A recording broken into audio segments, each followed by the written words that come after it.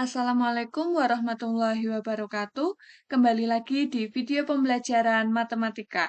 Pada video kali ini kita akan sama-sama melihat tentang target pembelajaran yang harus kalian capai selama belajar bab 1 polinomial.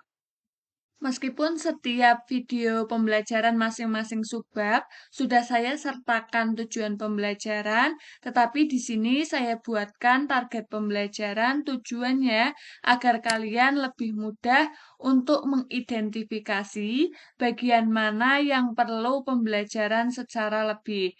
Di sini untuk masing-masing subbab, setelah kalian menonton video, misalkan di sini untuk subbab pertama definisi polinomial, silahkan kamu berefleksi diri, apakah setelah menonton video definisi polinomial yang pertama, saya dapat memahami pengertian polinomial, kemudian saya dapat mengidentifikasi polinomial, dan yang ketiga, saya dapat menganalisis derajat polinomial.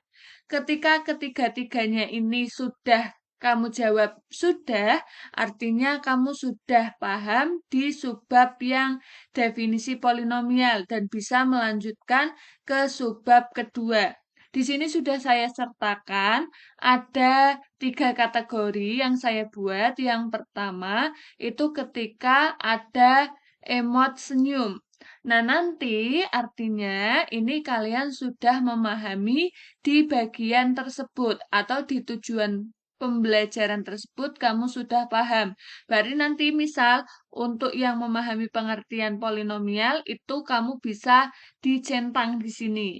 Kemudian saya dapat mengidentifikasi polinomial. Bagaimana? Ini emot yang kedua itu muka datar, artinya kalian tidak terlalu paham, juga tidak sedikit memahami. Nanti kamu setengah-setengah, 50%. Itu nanti kamu bisa centang untuk bagian yang kedua. Sementara ketika kamu sama sekali tidak paham, itu bisa mencentang bagian yang ketiga. Nah, kamu identifikasi dari subbab pertama, definisi polinomial, apakah ketiga-tiganya itu sudah kecentang semua? Yang bagian depan, yang sini. Ketika sudah, artinya kamu sudah tuntas di bab ini, bisa lanjut ke subbab kedua. Akan tetapi, ketika kamu ada tujuan pembelajaran di sini, misal untuk yang saya dapat mengidentifikasi polinomial, kalau kamu mencentang bagian yang sedih, artinya silahkan kalian bisa putar video ini lagi untuk definisi polinomial, dan ketika membahas tentang mengidentifikasi polinomial, itu bisa kamu tekankan atau kamu putar ulang untuk bagian tepat yang membahas tentang mengidentifikasi polinomial. Akan tetapi ketika sudah memutar video ini kok ternyata belum paham, maka bisa ditanyakan kepada guru saat penjelasan di dalam kelas. Atau bisa juga sebelum bertanya ke guru, kita bertanya ke sesama teman terlebih dahulu. Atau juga bisa bertanya di kolom komentar. Sama untuk sebab kedua, di sini saya dapat memahami pengertian fungsi polinomial. Bagaimana apa yang dirasakan, apakah kolom pertama, kedua, atau ketiga. Saya dapat menggambar fungsi polinomial. Nanti tinggal dicentang bagian yang mana. Saya dapat mengidentifikasi perilaku ujung fungsi polinomial. Ini sama. Kemudian untuk subbab ketiga tentang penjumlahan, pengurangan, dan pembagian polinomial, itu indikatornya atau pertanyaan setelah kalian menonton video subbab ketiga, apakah saya dapat melakukan penjumlahan polinomial? Apakah saya dapat melakukan pengurangan polinomial? Apakah sekarang saya dapat melakukan perkalian polinomial? Nanti silahkan centang sesuai kondisi kalian.